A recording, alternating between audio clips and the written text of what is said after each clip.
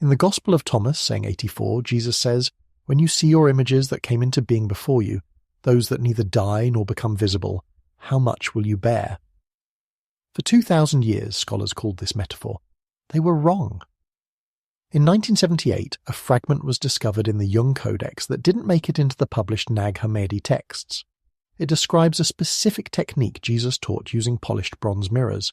He was teaching them how to see their true form, the form that exists before the archonic filters placed on human perception. The fragment says, "He placed the mirror before them in darkness lit only by oil flame, and he said, 'Look not at the face you wear, look through it.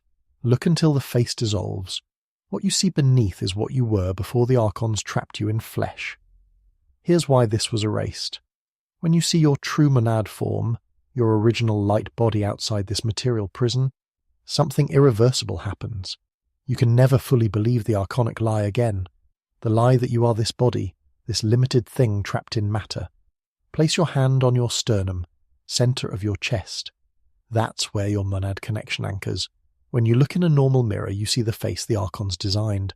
But Jesus taught a specific mirror technique with precise conditions, specific lighting, specific time, specific preparation, and most critically, you have to look through your face, not at it.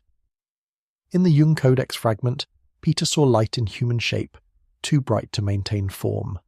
Mary Magdalene saw wings that were not wings, but extensions of consciousness. Thomas saw geometry that moved like water.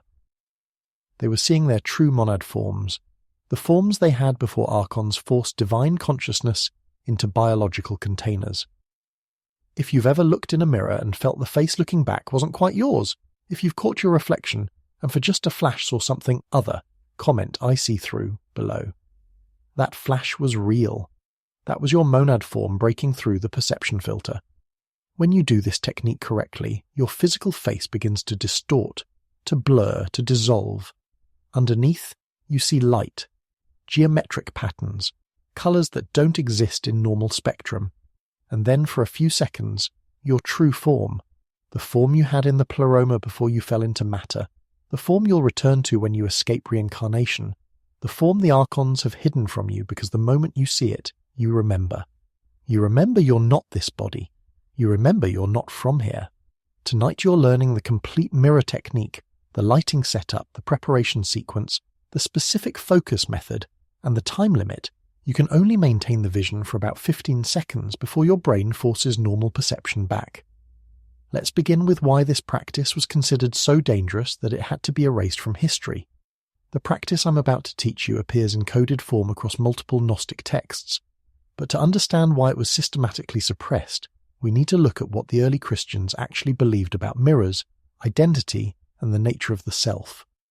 In first-century Mediterranean culture, mirrors weren't the clear glass-backed reflections we have today. They were polished bronze or silver, dark and slightly distorted. Looking into one, especially in dim light, created an uncanny experience. You saw yourself, but not quite. The reflection was shadowy, mysterious, sometimes almost alien. The Apostle Paul references this in 1 Corinthians 13:12, writing around 55 CE. "For now we see through a glass darkly, but then face to face. Now I know in part, but then shall I know even as also I am known." The Greek word Paul uses is esoptron, mirror. He's saying, right now we see ourselves in a mirror obscurely, but then we'll see face to face. Orthodox Christianity interpreted this as, someday in heaven we'll see God clearly, but the Gnostic Christians read it differently. Use the mirror as a tool to see beyond the obscurity. Use it to see your true face. In the Gospel of Thomas, saying 84, Jesus says, "When you see your likeness, you rejoice. But when you see your images which came into being before you, which neither die nor are manifested, how much you will bear." Orthodox scholars have puzzled over this saying for decades. What are images which came into being before you? The Gnostic interpretation is clear.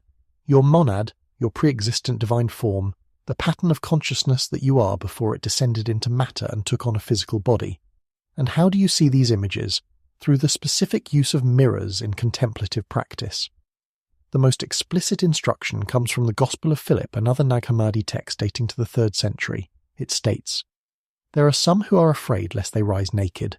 Because of this, they wish to rise in the flesh. Truth is not naked. Rather, it has come in symbols and images.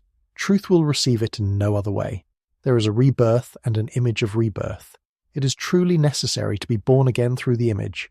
The image here is your reflection. The rebirth through the image is the psychological death and reconstitution that happens when you use the mirror technique to destabilize your ego structure and perceive your monad. But the most technical instruction appears in a text that survived only in fragments, the Pistis Sophia, a 3rd century Gnostic text that describes Jesus teaching his disciples advanced practices after his resurrection. In Book 2, Chapter 96, there's a description of what the text calls the mystery of the reflection. The disciples shall gaze upon the waters made still, and in the stillness shall they see the first mystery looking back at them, and the counterfeit spirit which the Archons have placed upon them shall be confused, for it cannot bear to look upon itself in truth. And in that confusion the bonds shall loosen. Waters made still is code for mirror. First mystery is another term for the monad. Counterfeit spirit is the false self, the ego structure built from social conditioning and archontic interference. The technique is this. You gaze at your reflection until your normal self-perception destabilizes. In that destabilization, the constructed identity, the counterfeit spirit, can't maintain itself, and for brief moments you perceive your monad, your true nature. Now let's talk about why this was erased.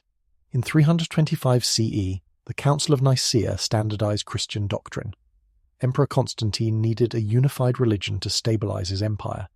The Gnostic sects, with their emphasis on direct experience and their teaching that each person could access divine knowledge without priestly mediation, were a political problem. So the Gnostic texts were declared heretical. Possession of them became punishable by death. Communities were destroyed. Libraries were burned. What survived did so only because some communities in Egypt buried their texts in jars in the desert. These are the Nag Hammadi texts, not discovered until 1945. But it wasn't just the texts that were erased. The practices themselves were forbidden. In 380 CE, Emperor Theodosius issued the Edict of Thessalonica, making Nicene Christianity the state religion. Part of this edict specifically forbade magical practices involving mirrors and reflection. This wasn't about superstition. This was about suppressing the mirror technique. Why was it so threatening? Because a person who has used the mirror to see their monad, who has had the direct visceral experience of this is what I am beneath all the conditioning, cannot be controlled through shame, fear, or external authority. They've seen themselves truly. They know the difference between their authentic nature and the constructed identity. They can't be manipulated as easily. The Church couldn't allow that. Control requires that people believe the constructed identity, the sinner, the believer, the saved, the damned, is their true self. The mirror technique revealed that as a lie. So it was erased. The practice survived only in fragments, in coded language, in esoteric communities that preserved it underground. What we're recovering now is the complete technique, reconstructed from textual fragments and phenomenological reports from modern practitioners.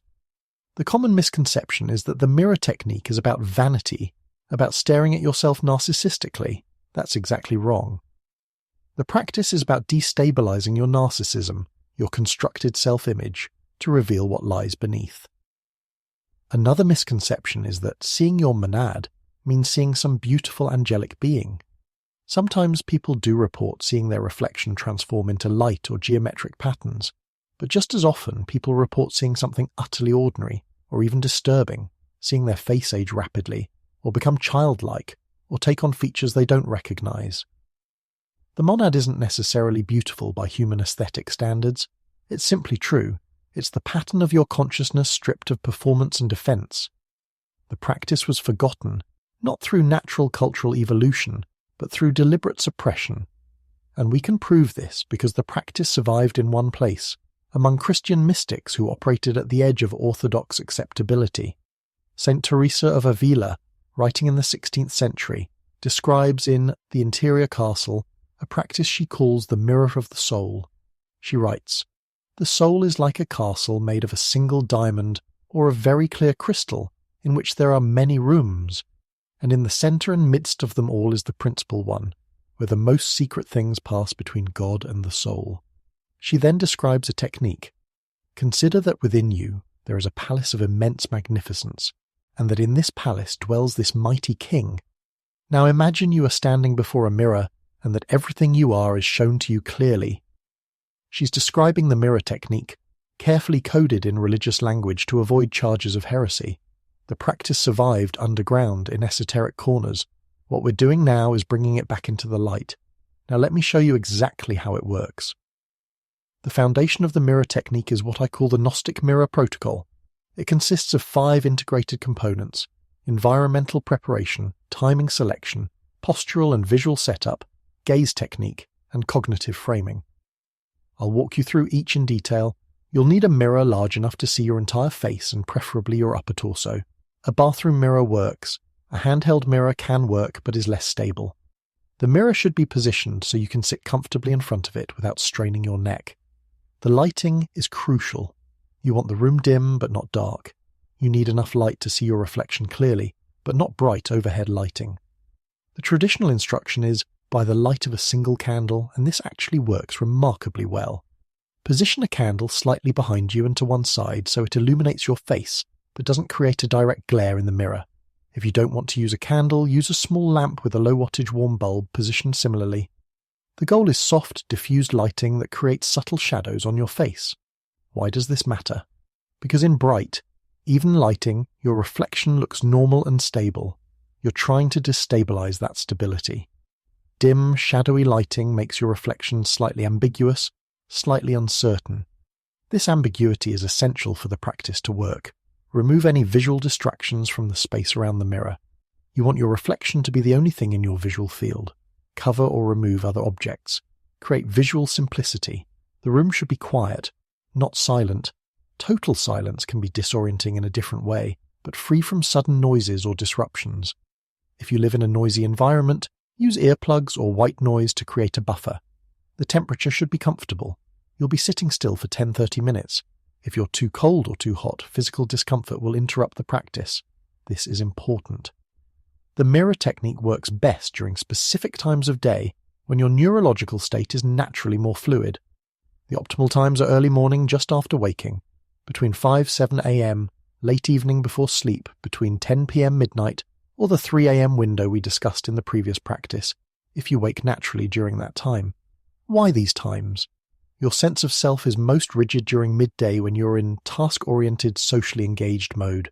Your prefrontal cortex is fully online, your self-monitoring is high, your defenses are up. But during transitional states, waking up, preparing for sleep the middle of the night, your sense of self is naturally more fluid. Your boundaries are softer, your defenses are lower. This is when the practice can penetrate most deeply. The Gnostic texts specifically mention the watch of the night and the hour before dawn as optimal times. They understood this experientially. If you can only practice during daytime hours, that's fine. It will just take longer to achieve the destabilization effect. But if you can practice during these liminal times, the practice will be significantly more powerful. Sit in a comfortable position approximately 18 to 24 inches from the mirror. Close enough that your face fills most of the mirror, but not so close that you're straining to focus. You can sit on a chair, a cushion, or the edge of your bed, whatever allows you to be stable and relatively still for the duration of the practice. Position yourself so your face is centered in the mirror. Your eyes should be roughly at the center of your visual field. Place your hands in a stable position, on your thighs, in your lap, whatever feels natural. You want your body to be settled so you're not fidgeting or adjusting. Take 3 slow, deep breaths to settle yourself. This isn't the breath practice from the 3 a.m. protocol. This is just settling. Breathe naturally. Now, and this is the core technique, bring your gaze to your own eyes in the mirror, not to your whole face, specifically to your eyes. Look into your own eyes as if you were looking at another person. This is harder than it sounds. Normally when you look in a mirror, you're scanning, checking your hair, your skin, evaluating your appearance. You're not actually making eye contact with yourself. For this practice, you need to make and maintain eye contact with your own reflection, specifically focusing on the area between and slightly behind your eyes.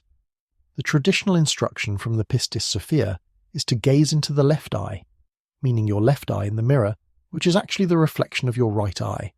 Some practitioners find this easier, Others prefer to let their gaze rest between both eyes, in the area of the third eye or brow center. Experiment and find what works for you. The key is to pick a focal point and hold it. Now comes the critical part. Don't blink. Or rather, blink as little as possible. Every time you blink, you reset your visual system and interrupt the destabilization process. Your eyes will water. That's normal. Let them water. If you absolutely must blink, blink, but return immediately to the same focal point. Most people can hold their gaze for 20-30 seconds before the first blink. As you practice, this will extend to 45 to 60 seconds or longer. The goal is continuous, unwavering eye contact with your own reflection for the duration of the practice. What will happen, and this is predictable and consistent across practitioners, within 30-90 seconds of sustained gaze, your reflection will begin to change. This isn't imagination. This is a documented neurological phenomenon called strange face in the mirror illusion, first studied scientifically by Giovanni Caputo at the University of Urbino in 2010. Caputo found that when subjects stared at their own reflection in dim lighting for 10 minutes without looking away, 66% reported seeing huge deformations of their own face, 48% saw monstrous beings, and 28% reported seeing an unknown person. The mechanism is this. Your visual system is prediction-based. Your brain constructs what you see based on prior expectations plus incoming sensory data. When you stare at something unchanging, like your own face, without moving your eyes or blinking, the incoming sensory data becomes less informative. Your brain, still expecting variation, starts to fill in the gaps with predictions. These predictions can become increasingly distorted. Additionally, in dim lighting, your visual system shifts from cone-dominant, color, detail, to rod-dominant, movement, shadows. This makes your perception more ambiguous and more susceptible to interpretation. The Gnostics didn't know about rods and cones, but they knew experientially that dim lighting and sustained gaze created altered perception. They used this neurological glitch as a doorway. But here's what the neuroscience doesn't explain and what the Gnostic texts claim. The specific content of what appears isn't random. According to the texts, what you see during the destabilization is psychologically meaningful. It's not just your brain misfiring, it's your constructed identity fragmenting, and in the fragments, other aspects of your psyche become visible. The practice isn't just to watch your face distort. That's interesting but not transformative. The practice is to use the visual destabilization as a trigger for a deeper inquiry. As you maintain the gaze and the distortions begin, you silently ask yourself, what am I beneath this face? What am I beneath this identity? What remains when everything I think I am falls away? You're not trying to answer intellectually. You're holding the question as a kind of open awareness while your visual field destabilizes. The Gospel of Thomas saying 22 comes back. When you make the inner like the outer and the outer like the inner, the mirror is the outer, your awareness is the inner. When the outer, reflection, becomes unstable, the inner, awareness, can penetrate through. What the texts promise is that if you hold this space, visual destabilization plus open inquiry, eventually you'll have a moment of recognition. The Gnostics called it monad recognition, or seeing the first mystery. Modern psychology might call it witnessing the observing self, or meta-awareness. It feels like, oh, that's what I am. Not this face, not this story, not this identity. This aware presence that's watching all of it. Some people have this recognition in their first session. More commonly, it takes weeks or months of practice. But when it happens, it's unmistakable. Let me summarize this as a step-by-step protocol. Prepare your space, dim lighting, mirror positioned, visual distractions removed, quiet environment. Choose optimal timing. Early morning, late evening, or 3 a.m. window. Sit comfortably 18 to 24 inches from mirror, face-centered. Take 3 settling breaths. Bring your gaze to your own eyes in the mirror. Focus on left eye or the space between eyes. Maintain unwavering eye contact, blinking as little as possible. Continue for 10-30 minutes. As visual distortions begin, and they will, hold the silent inquiry. What am I beneath this? When you're ready to end the session, close your eyes, take 3 deep breaths, then slowly return to normal awareness. That's the foundation. Now let me show you the variations and the 7 stages you'll likely encounter.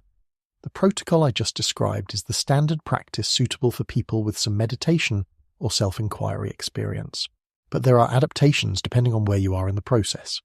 If you're new to mirror work or to meditation in general, start with 3 to 5 minute sessions, not 10 to 30 minutes. Set a timer so you're not wondering how long you've been sitting. At this level, you're not trying to achieve monad recognition. You're simply building the capacity to hold your own gaze without discomfort, learning to notice when visual distortions begin, and familiarizing yourself with the psychological resistance that comes up. Most beginners report intense discomfort within the first 60 seconds. This isn't because anything scary is happening, it's because we're not accustomed to sustained, non-evaluative eye contact with ourselves. We look in mirrors constantly, but we're always doing something, fixing our hair, checking our appearance, judging ourselves. We're not simply being present with ourselves.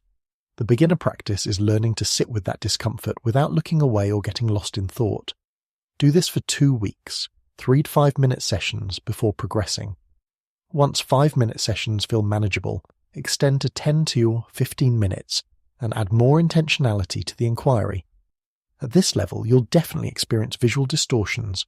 Your face will seem to shift, shadows will move, features will appear to change.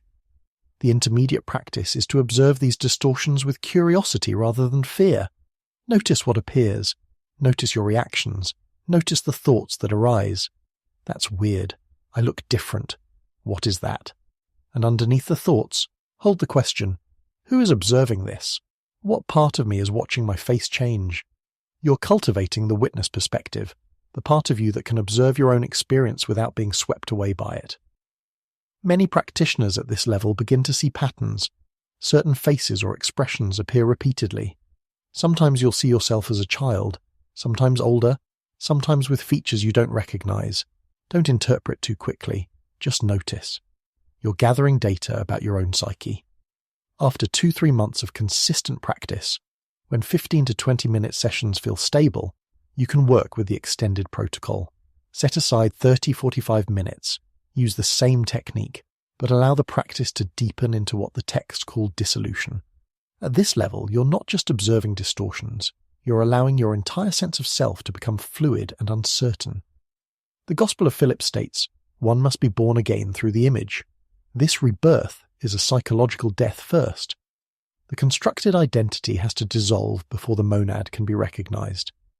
In extended sessions, you may experience moments of genuine disorientation. Who am I? What am I looking at? Is that me? This disorientation is the doorway. Don't retreat from it.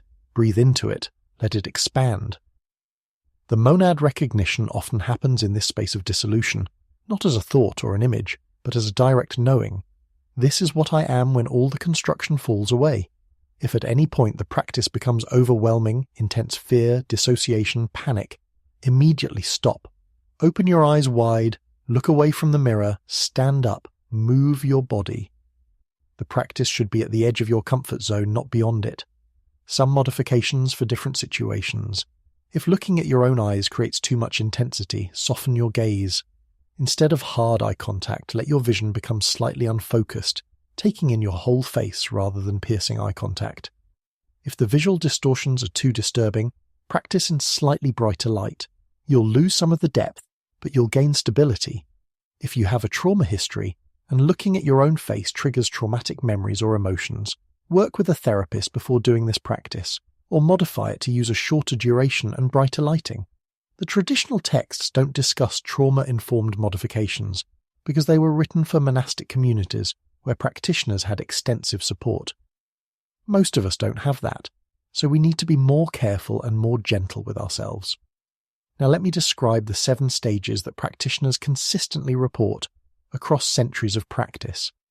In the first 30-60 seconds of sustained gaze, you'll notice physical discomfort. Your eyes will want to look away. You'll feel awkward. You might feel narcissistic or vain. Thoughts will arise. This is stupid. I feel weird. What's the point? This is resistance. Your psyche doesn't want to look at itself directly. There's a reason we avoid sustained self-contact. The practice is to acknowledge the resistance and continue anyway. Between 1 to 3 minutes, if you've maintained the gaze, you'll start to notice the first visual changes. Subtle at first, shadows seem to move, your face seems to shift slightly, colours might change. This is the neurological destabilization beginning. Your visual system is starting to lose its predictive stability. Simultaneously, you might notice cognitive changes. Your thoughts slow down or speed up, or become more fragmented. You might feel slightly dissociated, like you're watching yourself from a distance. This is normal. This is the practice working. Between 3 to 7 minutes, the distortions intensify. Your reflection might appear to age rapidly, or become younger, or take on features that aren't yours. You might see faces appearing and disappearing, sometimes recognizable people, sometimes strangers. The texts call this the appearance of the many faces, or seeing the legion. The interpretation is that you're seeing the multiplicity of selves, all the identities you've constructed, all the roles you play, all the personas. Psychologically, we're not unified selves, we're multiplicities. The mirror makes this visible. The practice at this stage is to observe without identifying. Don't get caught in who is that or why am I seeing this. Just watch the parade of faces. Between 7-12 minutes, many practitioners hit what I call the void moment, a point where the distortions become so intense that your reflection becomes almost unrecognizable. You might see your face as a blur or a shadow, or even experience moments where you can't see your face at all, just darkness with eyes looking back. This is frightening for some people. It feels like dissolution, like disappearing. This is exactly what the texts describe as necessary. The Apocryphon of John states, "The counterfeit spirit must be confused and unable to maintain its form before the truth can be seen." The constructed identity is dissolving in the mirror. This feels like death because in a psychological sense it is death. The instruction is, breathe, stay present, don't look away. This void is not dangerous. It's the threshold. Between 12-20 minutes, after moving through the void, many practitioners report a sudden shift.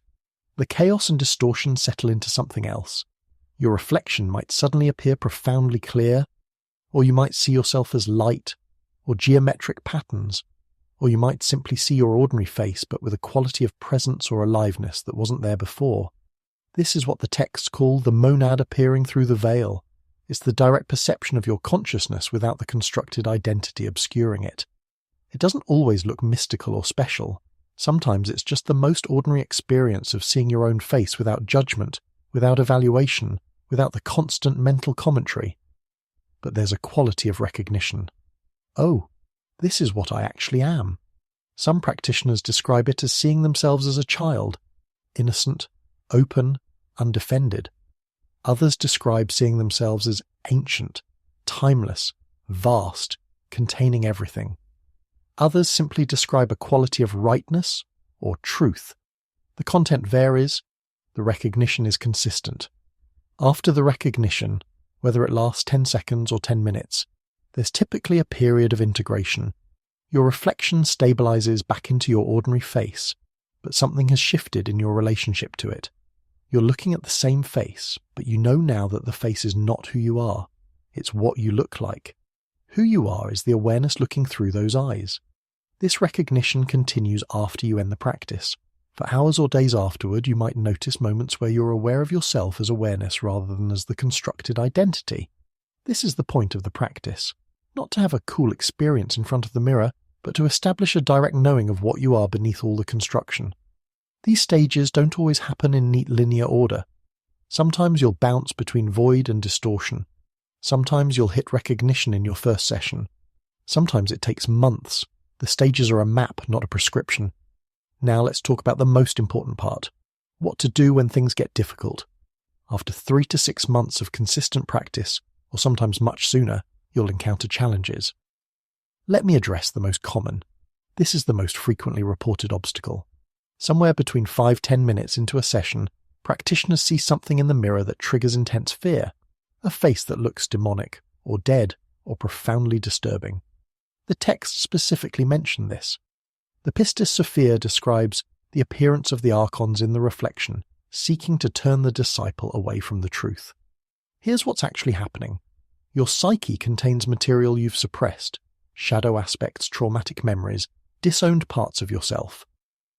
When the mirror destabilizes your constructed identity, These suppressed elements can surface visually. You're not seeing demons. You're seeing your own shadow material projected onto your reflection.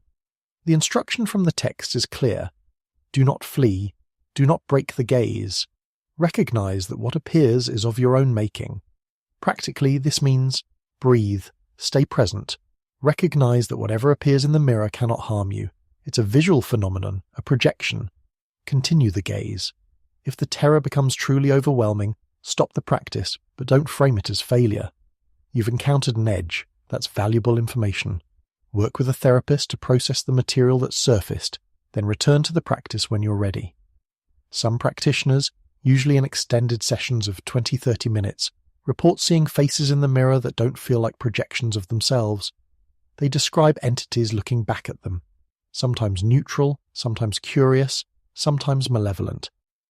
The Gnostic interpretation is that these are either archontic entities attempting to disrupt the practice, or they're what the texts call daimons, autonomous aspects of the collective unconscious.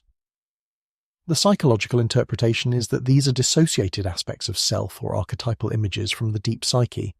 Either way, the instruction is the same. Acknowledge what you're seeing without engaging it in dialogue. You're not trying to communicate with entities. You're trying to see your monad. If an entity appears, mentally affirm, I acknowledge your presence. I'm here to see my true self. Please allow me to continue. Then return your focus to the question, what am I beneath all of this? Most entity appearances dissolve when you refuse to engage their narrative. After weeks or months of practice, some practitioners experience a session where their reflection completely disappears. They're looking at the mirror, but instead of seeing their face, they see nothing, or they see the room behind them, or they see abstract patterns but no face. This is deeply disorienting. It triggers existential panic. If I can't see myself, do I exist? The texts describe this as the death of the image, or entering the invisible. It's considered an advanced stage. Neuroscientifically, we don't have a complete explanation, but it may be related to extreme visual adaptation where your brain stops processing the unchanging image of your face entirely. Psychologically, it's the complete dissolution of self-image. If this happens, the instruction is to stay with it. Don't panic, continue breathing. Ask, what remains when even the image is gone? The answer, when it comes, is the monad, the awareness that exists prior to and independent of any image. This experience typically only lasts 30-90 seconds before your reflection reappears, but those seconds can be the most important of the practice. After powerful sessions, some practitioners become obsessed with the practice. They start practicing for hours, multiple times per day, neglecting other responsibilities, chasing the experience. This is spiritual bypassing, using the practice to avoid life rather than to engage life more fully. The texts warn against this. The Gospel of Philip states, the wedding chamber is not for the dogs and the slaves and the defiled women and men. It is for free men and virgins. Translated, the practice isn't for people seeking escape or power. It's for people seeking truth and willing to integrate what they find. If you find yourself becoming obsessed, pull back. Limit practice to 2 to 3 times per week. Focus on integration rather than accumulation of experiences. Some practitioners, after seeing their monad or having profound experiences, develop a sense of spiritual superiority. They believe they've awakened, and others haven't. This is what the texts call vainglory, and it's exactly what the Archons want. A person who thinks they're special because of spiritual experience is easier to control than a person who simply knows what they are. The monad isn't special. Every conscious being has one. You haven't achieved anything. You've simply seen what was always there. If you notice superiority arising, return to the practice and look deeper. Real monad recognition brings humility, not pride. After 2-3 months of consistent practice, some people hit a plateau. The sessions feel dead. No distortions appear, or if they do, they're boring and repetitive. No recognition comes. The practice feels pointless. This is completely normal. This is where discipline is tested. The instruction? Continue anyway. Lower the duration if needed. Even 5 minutes is practice. Vary the technique. Try different lighting, different times of day, different inquiry questions. The plateau isn't a sign that the practice doesn't work. It's a sign that you're working through a different layer. Push through. It shifts. Now let's talk about how to actually integrate this into your life in a sustainable way, what to expect over the first 30 days, and how to ground these experiences in daily living. For the first week, your only goal is to become comfortable sitting in front of a mirror and maintaining your own gaze for 3 minutes. Set up your space properly, dim lighting, mirror positioned, environment quiet. Sit down, make eye contact with yourself and maintain it for 3 minutes. Use a timer. Don't worry about distortions or monad recognition. Just build the capacity to hold your own gaze without discomfort. You'll notice resistance immediately. Thoughts like, "This is weird. I feel stupid. What's the point?" That's normal. Just notice the thoughts and continue the gaze. Track in a journal. Date, time of day, duration, one word describing how you felt. Most people will practice 3-5 times this first week. That's enough. Once 3 minutes feels manageable, extend to 5-7 minutes and begin to notice the visual field with more precision. What exactly are you seeing? How does your reflection change as you maintain the gaze?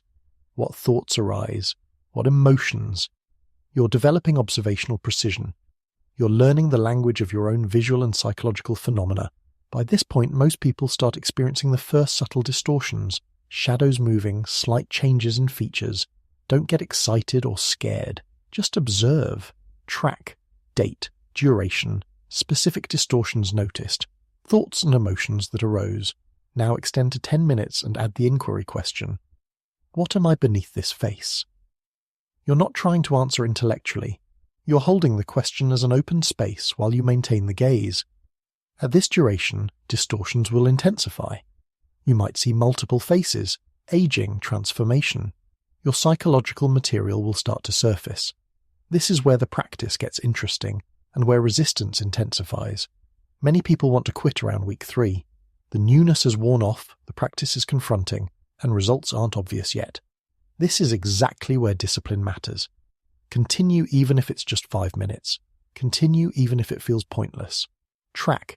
Duration, distortions, inquiry question used, any insights or recognitions, resistance level on a scale of 1-10. By week 4, if you've been consistent, you should have a stable practice. 10-15 minutes feels manageable. Distortions are familiar. You're learning to stay present with difficult material. Some people will have had a monad recognition by this point, a moment of, "Oh, that's what I am." Others won't yet. Both are fine. The goal isn't to force recognition. The goal is to establish a sustainable practice that creates the conditions for recognition to arise naturally. After 30 days, assess. Is this practice serving you? Are you noticing any shifts in how you relate to yourself? Are you more able to observe your thoughts and emotions without identification? If yes, continue and deepen. If no, adjust the technique or take a break and come back later. Now let me share accounts from practitioners who've worked with this over time. Marcus, 38, architect, 4 months of practice. The first few weeks were honestly just uncomfortable. I'd sit there, look at myself, feel awkward, and not much else. But around week 5, I had a session where my face in the mirror started morphing between different ages. I saw myself as a teenager, then as an old man, then as a child, back and forth. It was trippy but also clarifying. I realized all these ages are part of me, all these versions of myself exist simultaneously. Then in week 8 I had the session where it clicked. My reflection stabilized, and I was just looking at my face, but there was this profound sense of, I'm not that face, I'm what's looking at it. It wasn't mystical or dramatic, it was just obvious, and that obviousness has stayed with me. When I look in mirrors now during daily life, there's always a part of me that remembers, that's the costume, not the actor. Diane, 29, therapist, 6 months of practice. I have complex PTSD, and my therapist was nervous about me trying this practice, but I went slowly, kept sessions short, and processed everything with her. Around month 2, I started seeing faces in the mirror that looked genuinely frightening. Distorted, angry, dark. My first instinct was to stop, but I realized these were aspects of myself I'd dissociated from, the rage, the violence I'd experienced. The mirror was making visible what I'd suppressed. I worked with my therapist to process these images, and gradually they became less frightening. By month 4, I could see these shadow faces and recognize them as parts of me that needed compassion, not parts to fear. The practice has been therapeutic in a way I didn't expect. It's forced me to integrate rather than suppress. Ryan, 45, software developer, 11 months of practice. I went into this thinking it would be a cool experiment. I'm not religious, not particularly spiritual, but the monad recognition I had around month 3 was undeniable. I was about 15 minutes into a session, had moved through the distortions, and suddenly my reflection looked, I don't know how to describe it. It looked like me, but it also looked like it wasn't personal, like I was seeing a human face that this particular consciousness happened to be looking through. But the consciousness wasn't limited to the face. And I had this recognition. I'm not Ryan. I'm awareness experiencing being Ryan. That sounds like spiritual bypassing, but it wasn't. It didn't make me detached or checked out. It made me more engaged because I wasn't as identified with Ryan's neuroses and stories. I could watch them, work with them, without being them. The practice has fundamentally changed my relationship to my own identity. After interviewing practitioners who've worked with this for 6 months or longer, several patterns emerge. The practice creates a persistent observer perspective. Even outside formal sessions, practitioners report more awareness of themselves as awareness rather than as fixed identity. Almost everyone encounters frightening material at some point: shadow faces, entities, dissolution. Those who continue through it report that the fear was the guardian at the threshold. What's on the other side of the fear is freedom. The benefits aren't primarily mystical experiences, they're practical: less reactivity, more emotional regulation, reduced identification with thoughts and stories. The practice changes how you engage with mirrors in daily life. Every mirror becomes a potential reminder to ask, what am I beneath this image? Many practitioners naturally reduce frequency after 6-12 months. Instead of practicing 3-5 times per week, they drop to once per week or once per month. The practice has served its purpose, established the recognition. Now it's about living from that recognition rather than continually practicing. Here's a day-by-day breakdown for your first month. Days 1 to 7. Set up your space properly. Dim lighting, positioned mirror, quiet environment. Practice 3 minutes per session. Goal: maintain your own gaze without looking away. Track: did I complete the session? Yes or no? How did I feel in one word? Days 8-14. Continue 3 to 5 minutes. Begin to notice visual field with precision. What changes do you see? What thoughts arise? Track: duration, specific observations. Days 15 to 21. Extend to 7 to 10 minutes. Add inquiry question: what am I beneath this face? Hold question while maintaining gaze. Track: duration, distortions noticed, any insights. Days 22-30. Continue 10 minutes. Deepen the inquiry. Allow whatever arises to arise. Practice staying present with difficult material. Track: duration, quality of presence, resistance level, any recognitions. After day 30, assess and adjust. Increase duration if practice feels stable. Maintain current duration if it feels right. Decrease or take a break if you're overwhelmed. Problem: I can't maintain eye contact for more than 10 seconds without looking away. Solution: this is normal for beginners. Start with 10 seconds, then 15, then 20. Build gradually. There's no rush. Problem: I don't see any distortions at all. My reflection looks completely normal. Solution: check your lighting. It might be too bright. Try dimmer lighting or candlelight. Also, you might be blinking too frequently. Try to reduce blinking. Finally, some people need longer sessions before distortions appear. Try 15 to 20 minutes. Problem: the distortions are so intense and frightening that I have to stop. Solution: this is your edge. Honor it. Shorten the sessions to 3-5 minutes. Practice in slightly brighter light. Work with a therapist if the material that's surfacing is traumatic. You can build capacity gradually. Problem: I saw something that looked like a demon or malevolent entity. Solution: remember, this is a projection of your own psyche. It cannot harm you. If you can, stay with it, breathe, and affirm, I see you. I'm here to see my truth. If it's overwhelming, stop the session, but don't give the image power by believing it's external. Problem: I experienced the void. My reflection disappeared, and it terrified me. Solution: this is actually an advanced stage. The terror is normal. It's the ego's fear of dissolution. If it happens again, try to stay with it. Breathe. Ask, what remains when the image is gone? This is the threshold to monad recognition. Problem: I'm becoming obsessed with the practice and neglecting other parts of my life. Solution: pull back immediately. Limit practice to 2-3 times per week maximum. Focus on integrating insights into daily life rather than accumulating more experiences. Problem: nothing meaningful is happening. This feels like a waste of time. Solution: benefits are subtle and cumulative. Trust the process for at least 90 days before evaluating. If after 90 days nothing has shifted, this practice might not be for you, and that's fine. This practice doesn't exist in isolation. Here's how to support and deepen it. The best complement to mirror work is a daily sitting meditation practice. Even 10-15 minutes of breath awareness or open awareness meditation will strengthen your capacity to maintain presence during mirror sessions. After each mirror session, spend 5-10 minutes writing about what you experienced. What did you see? What arose? What recognized? Writing consolidates insight and reveals patterns over time.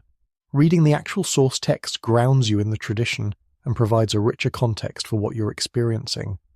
The Gospel of Thomas, the Gospel of Philip, and the Apocryphon of John are all available in translation. Read them slowly, contemplatively. The mirror practice is internal and reflective. Balance it with physical practices that ground you in your body. Yoga, hiking, dance, or any movement practice that cultivates embodied presence will prevent you from becoming too heady or dissociated. If possible, find or create a small practice circle, 2-4 people who are also working with consciousness practices. Meet monthly to share experiences, provide support, and maintain accountability. The texts emphasize community for good reason. This work is easier with support. Let me give you a realistic picture of what long-term practice looks like. The first 3-6 months are about establishing the practice, building capacity for sustained self-gazing, encountering initial distortions and psychological material, and possibly having first monad recognitions. Most people experience significant discomfort and resistance that gradually diminishes. Clear improvements in ability to observe thoughts and emotions without identification. Some frightening experiences that, when worked through, become transformative. Questions arising about identity and the nature of self. This phase is about building the container and developing the courage to look directly at yourself. In the second 6 months, the practice deepens and stabilizes. You're no longer wondering if the practice works. You've seen that it does, even if not in the ways you expected. Monad recognitions become more frequent and more stable. The observer perspective that emerged during practice starts to be accessible in daily life. Your relationship to your own reflection in mirrors changes permanently. Shadow material continues to surface but with less terror and more curiosity. This phase is about integration, bringing the recognition from the practice into ordinary living. After a year of consistent practice, the changes become more subtle and pervasive. You're not having dramatic mirror sessions as frequently, but your baseline sense of self has fundamentally shifted. You know experientially that your identity is constructed, not essential. You can watch your personality, your preferences, your stories with more distance and less attachment. The question, "Who am I?" is no longer conceptual. It points to a direct knowing that you return to throughout the day. Many practitioners at this stage naturally reduce practice frequency. Instead of 3 to 5 times per week, they might practice once per week or once per month, using it as a check-in rather than as primary practice. After 2-3 years, practitioners describe the mirror work as having done what it needed to do. The monad recognition is stable, the observer perspective is established, the constructed identity is recognized as constructed. At this point, some people stop the formal mirror practice entirely and simply live from the recognition. Others continue occasional sessions as a kind of devotional practice or as a way to go deeper. What remains is not a special state or a permanent high, but a fundamental shift in how you relate to yourself. You're both the person living your life and the awareness observing that person living that life. Both are true, both are you, and neither is ultimately who you are. The texts call this living as the monad while appearing as the form. You're engaged in your life, your relationships, your work, but you're no longer trapped in the belief that your personality is your essence. Some practitioners feel called to teach or share these practices.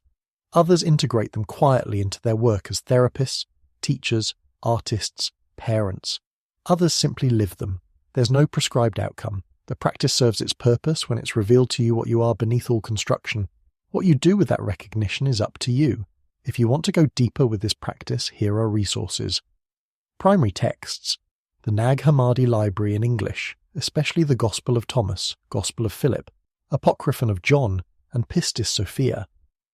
The Gnostic Bible, edited by Willis Barnstone and Marvin Meyer. Excellent scholarly translations with commentary.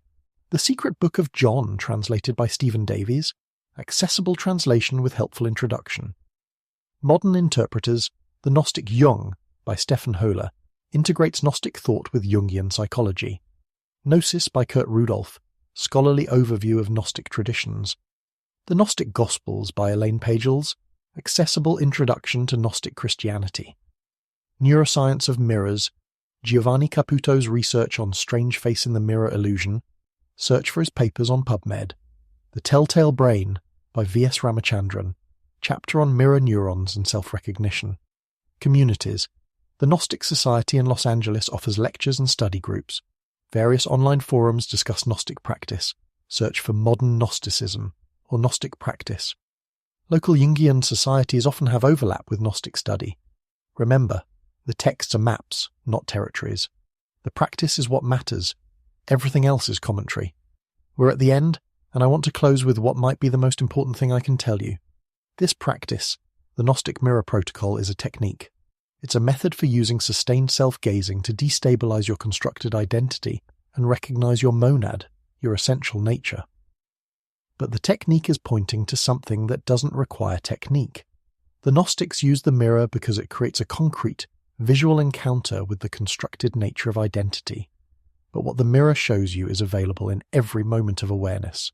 Right now, as you're listening to this, there's awareness present. That awareness is aware of thoughts, sensations, emotions, perceptions.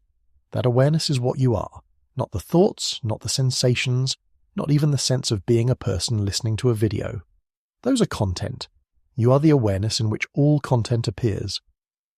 The mirror practice makes this obvious because it destabilizes the primary way we identify ourselves, through visual self-image. When the image fragments, what remains? Awareness. Always awareness. You might practice for weeks or months and have profound experiences, or you might practice once and have immediate recognition, or you might practice for years and never have a dramatic experience, but notice subtle, cumulative shifts in how you relate to yourself. All of these are valid. All of these are the practice working. What matters isn't the experience. What matters is the recognition. And the recognition isn't something you achieve. It's something you acknowledge. You already are the monad. You've always been the monad. The practice doesn't create it. It reveals it. Your next step is simple. Try it. Tonight or tomorrow morning, find a mirror, dim the lights, sit down, and look into your own eyes for 3 minutes, that's all. Notice what happens, notice what you feel, notice what arises. Then, if you feel called, build the practice over 30 days using the protocol I've given you. After 30 days, you'll know whether this practice serves you. If it does, continue. If it doesn't, you'll have learned something valuable about yourself anyway. And if you want to share your authentic experience, not the performance, not the spiritual story, but the real, messy, confusing, occasionally terrifying, and occasionally beautiful truth of what you encountered, I want to hear it. The comment section is for real sharing. What did you actually see? What came up? What confused you? What helped? That's the conversation worth having. Thank you for your attention for these 2 hours. If you found value here, practice it, then share it with someone who might benefit. May your practice reveal what was always there beneath the surface. May you recognize yourself truly, and may you live from that recognition with courage, compassion, and clarity.